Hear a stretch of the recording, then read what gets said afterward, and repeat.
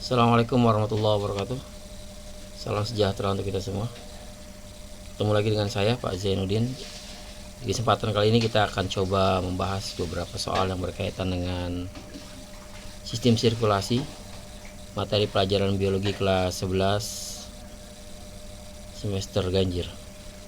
Baik, saya akan sajikan beberapa soal yang berkaitan dengan materi ini dan sekaligus pembahasannya. Selamat menyaksikan dan mudah-mudahan ini bermanfaat untuk kita. Oke, yang pertama. Soal yang pertama, pernyataan di bawah ini adalah fungsi sistem sirkulasi pada manusia, kecuali A. menghantarkan rangsang ke organ-organ tubuh, B. mengangkut zat nutrisi ke seluruh jaringan tubuh, C. mengatur dan menjaga stabilitas suhu tubuh, D. mengangkut sisa-sisa metabolisme ke alat pengeluaran, E. mengedarkan oksigen ke seluruh jaringan tubuh. Jawabannya adalah ya, A. Ya, dimana fungsi sistem sirkulasi itu adalah mengangkut zat nutrisi ke seluruh jaringan tubuh, mengatur suhu tubuh, kemudian mengangkut sisa-sisa metabolisme ke alat pengeluaran. Yang keempat adalah mengedarkan oksigen ke seluruh jaringan tubuh. Jadi kecuali menghantarkan rangsang ke organ tubuh. Oke, kita masuk ke soal yang kedua.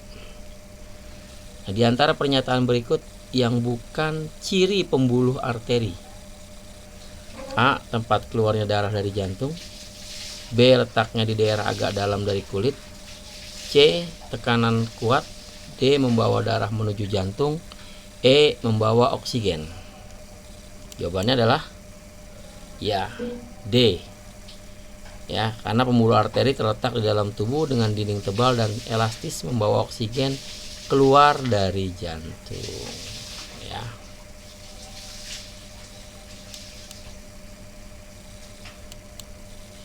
Nomor 3. Kita dapat merasakan denyut nadi di tangan kita. Yang menyebabkan terjadinya denyut nadi itu adalah apa?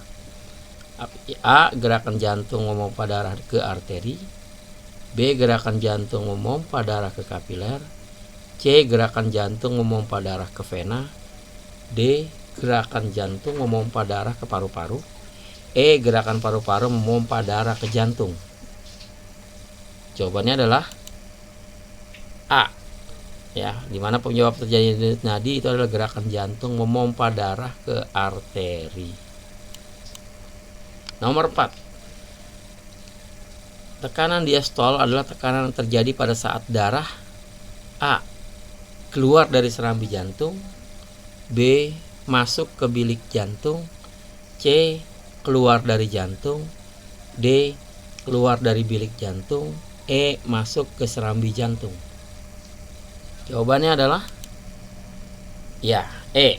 Saat kita mengukur tekanan darah, yang diukur adalah tekanan sistol saat darah keluar jantung dan tekanan diastol saat darah masuk ke jantung. Jadi jawabannya adalah E. 5. Pembuluh darah dalam tubuh manusia yang mengandung banyak oksigen yaitu A. vena hepatica, B. venula, C. vena pulmonalis, D. arteri pulmonalis, E. vena cava. Jawabannya adalah ya, C. vena pulmonalis. Ini merupakan pembuluh darah dari tubuh manusia yang banyak mengandung oksigen. Oke, nomor 6. Nomor 1, nomor 2, dan nomor 3 ya. Dari gambar penampang jantung berikut ini adalah apa? Apakah A. arteri kanan ventrikel kanan arteri kiri, B. aorta ventrikel kanan dan berkas His, C. aorta arteri pulmonalis vena pulmonalis, D. arteri pulmonalis aorta arteri pulmonalis, E. vena cava superior vena cava inferior ventrikel kiri. Jawabannya adalah E. 1 itu vena cava superior, 2 vena cava interior. Ya, kemudian yang 3 ventrikel atau bilik kiri.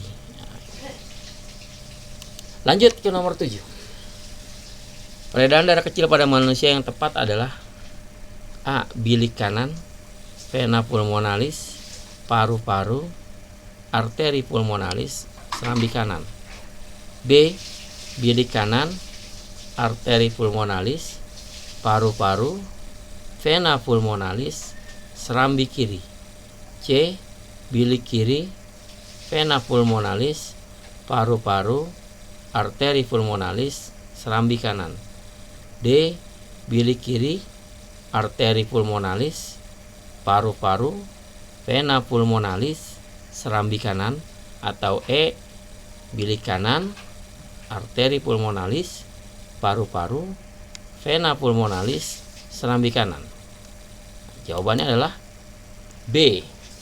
Ya, peredaran darah kecil pada manusia yang tepat adalah dari mulai bilik kanan, kemudian arteri pulmonalis, paru-paru, vena pulmonalis, dan berakhir di serambi kiri. Lanjut. Pada sistem peredaran darah manusia, atrium kiri menerima darah dari A. Seluruh jaringan tubuh berisi karbon dioksida. B. Paru-paru yang mengandung banyak oksigen. C. Kepala dan tungkai depan serta membawa karbon dioksida. D. Paru-paru dan kulit serta membawa karbon dioksida. E. Tubuh bagian belakang dan mengangkut oksigen. Jawabannya adalah B. Pada sistem peredaran darah manusia, atrium atau serambi kiri menerima darah dari paru-paru yang kaya oksigen dan kemudian masuk ke ventrikel atau bilik kiri untuk selanjutnya dipompa ke seluruh tubuh. 9. Otot jantung bekerja secara ritmik sehingga perlu mendapatkan oksigen dan zat-zat makanan. Pembuluh darah yang mengalirkan darah ke jantung dengan membawa oksigen dan zat makanan adalah A. Arteri pulmonalis, B. Arteri koronaria, C. Vena cava superior, D. Vena pulmonalis, E. Vena hepatica. Jawabannya adalah D, di mana pembuluh darah yang mengalirkan darah ke jantung dengan membawa oksigen zat makanan adalah vena pulmonalis. Nomor 10. Otot jantung pada dinding bilik kiri lebih tebal dibandingkan pada dinding bilik kanan. Hal ini karena otot pada dinding bilik kiri A. mampu berkontraksi sesuai kehendak kita, B. mempunyai kemampuan kontraksi lebih tinggi, C. berkontraksi terus-menerus sehingga mengalami atrofi, D. berkontraksi terus-menerus sehingga mengalami hipertrofi, E. berkontraksi secara berkala sesuai dengan kehendak kita. Jawabannya adalah B. Bilik kiri memiliki otot lebih tebal dibandingkan bilik kanan. Hal ini dikarenakan tugas bilik kiri untuk memompa darah ke seluruh tubuh, sehingga kemampuan kontraksinya sangat kuat. 11. Komponen darah yang dijumpai di dalam plasma darah antara lain A. Serum, eritrosit, zat anorganik, dan zat organik. B. Air, serum, leukosit, dan zat organik. C. Air, serum, zat organik, dan eritrosit. D. Eritrosit, zat anorganik, dan zat organik. E. Air, serum, zat organik, dan zat anorganik. Jawabannya adalah E, di mana komponen darah yang dijumpai dalam plasma darah antara lain air, serum, zat organik, dan zat anorganik. Nah, berikut ini adalah fungsi sel darah merah. 1. Menghindarkan tubuh dari infeksi. 2. Melakukan proses pembekuan darah. 3. Mengikat CO2 dari jaringan menuju paru-paru. 4. Mengedarkan O2 dari paru-paru ke seluruh tubuh. 5. Mengangkut sari-sari makanan ke seluruh tubuh. Fungsi eritrosit ditunjukkan oleh nomor berapa? Apakah A 1 dan 3, B 4 dan 5, C 2 dan 3, D 3 dan 4, E 1 dan 2. Jawabannya adalah D, dimana menghindarkan tubuh dari infeksi itu leukosit, melakukan proses pembekuan darah tugas trombosit, mengikat CO2 dari jaringan menuju paru-paru itu eritrosit, mengedarkan O2 dari paru-paru ke seluruh tubuh itu eritrosit, mengangkut sari-sari makanan ke seluruh tubuh itu plasma darah. Ya, maka jawabannya ada 3 ya, dan 4. Nah, perhatikan gambar berikut. Gambar 1, gambar 2, gambar 3, gambar 4, gambar 5. Sel darah putih yang mampu bergerak amubosit dan memakan kuman penyakit kecuali nomor A1, B2, C3, D4, E5. Jawabannya adalah A. Sel darah yang mampu bergerak amubosit dan memakan kuman penyakit adalah monosit, neutrofil, basofil, eosinofil. Ini sel darah yang mampu memakan kuman penyakit yaitu leukosit. Jadi jawabannya adalah A. Nah, ini. Berikut yang merupakan ciri-ciri eritrosit adalah berbentuk bikonkave, memiliki granula, memiliki inti, berfungsi melawan kuman, bersifat amuboid. Jawabannya adalah A, di mana eritrosit memiliki ciri-ciri antara lain tidak berinti, berbentuk bikonkave, berfungsi untuk mengangkut oksigen dan sebagian karbon dioksida, mengandung hemoglobin dan tidak bergranula. Jawabannya adalah A. Nomor 15. Jika seorang terkena luka, darah yang keluar akhirnya dapat terhenti. Kejadian ini dikarenakan adanya A. trombosit, B. eritrosit, C. trombin, D. protrombin, E. fibrinogen. Jawabannya adalah E. Protein yang terlibat adalah protein fibrinogen yang dihasilkan dari protrombin menjadi trombin dan diubah menjadi fibrinogen.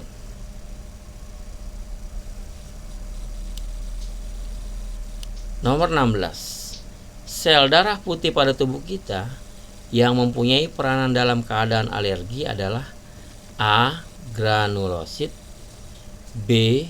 basofil, C. limfosit, D. eosinofil, E. neutrofil. Jawabannya adalah B, di mana sel darah putih pada tubuh kita yang mempunyai peran dalam keadaan alergi adalah basofil. Fungsi basofil adalah melepaskan zat pencegah alergi yang mengandung heparin. 17. Transfusi darah dari dari donor yang bergolongan darah A ke resipien yang bergolongan darah B menyebabkan aglutinasi karena bertemunya A. aglutinogen A dengan aglutinin alfa, B. aglutinogen B dengan aglutinogen alfa, C. aglutinogen A dengan aglutinin beta, D. aglutinogen B dengan aglutinin beta, E. aglutinogen beta dengan aglutinin B. Jawabannya adalah D. Golongan darah A mempunyai aglutinogen A dan aglutinin beta, sedangkan golongan darah B mempunyai aglutinogen B. Nah, ketika darah ini bertemu, maka aglutinogen B akan bereaksi dengan aglutinin beta yang mengakibatkan aglutinasi. Nomor 18. Pasangan aglutinogen dan aglutinin yang menunjukkan golongan darah 0 adalah A. aglutinogen A aglutinin A, B. aglutinogen A aglutinin B, C. tidak ada, alfa beta, D. aglutinogen A dan B, aglutininnya tidak ada, E. Aglutinogen B, aglutinin A. Jawabannya adalah C. Golongan darah 0, aglutinogen tidak ada dan aglutininnya alfa dan beta. Sedangkan golongan darah A, aglutinogen A, aglutinin B. Golongan darah B, aglutinogen B, aglutinin A. Golongan darah AB, aglutinogen A dan B. Aglutininnya tidak ada.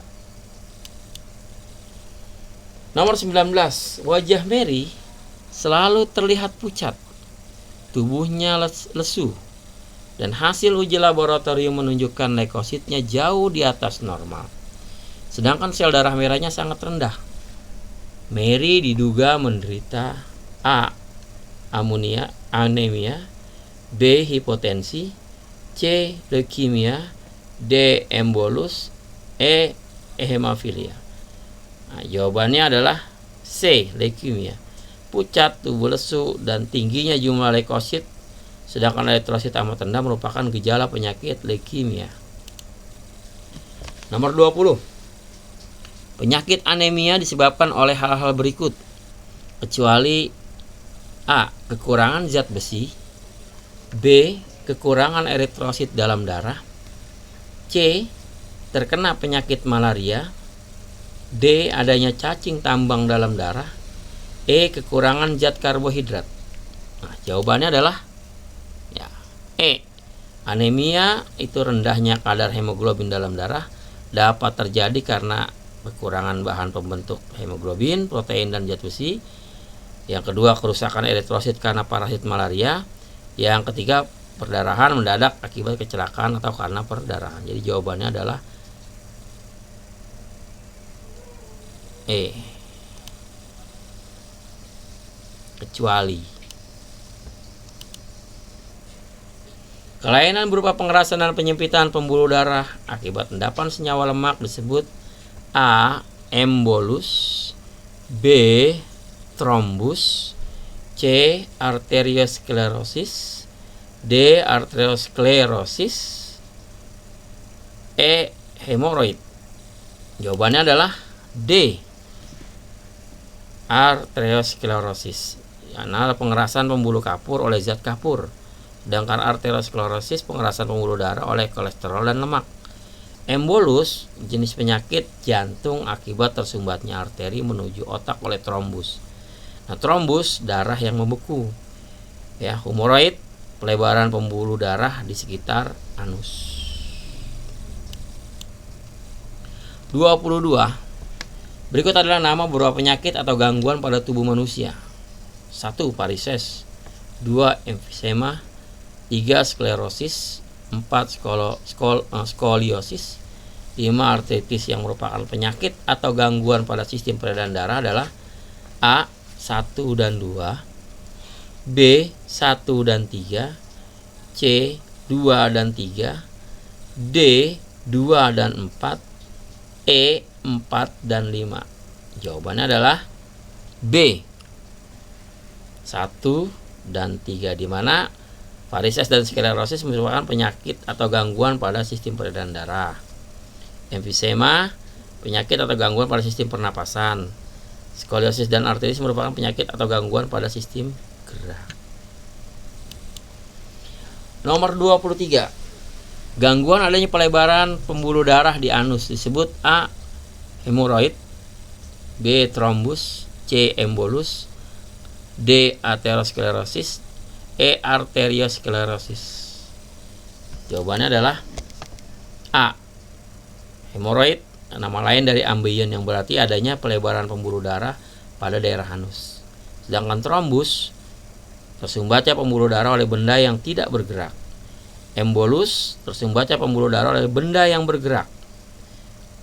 Aterosklerosis pengerasan pembuluh nadi akibat endapan lemak, dan arteriosklerosis itu pengerasan pembuluh nadi akibat endapan kapur. Terima kasih. Selamat belajar. Sukses selalu. Jangan lupa subscribe, like, share, dan komen di channel saya. Mudah-mudahan apa yang saya paparkan bermanfaat untuk Anda dan bisa menambah wawasan untuk menambah motivasi Anda belajar. Sehat terus, sukses terus, sampai ketemu lagi di pembahasan yang akan datang. Terima kasih. Assalamualaikum warahmatullahi wabarakatuh. Salam sejahtera untuk kita semua.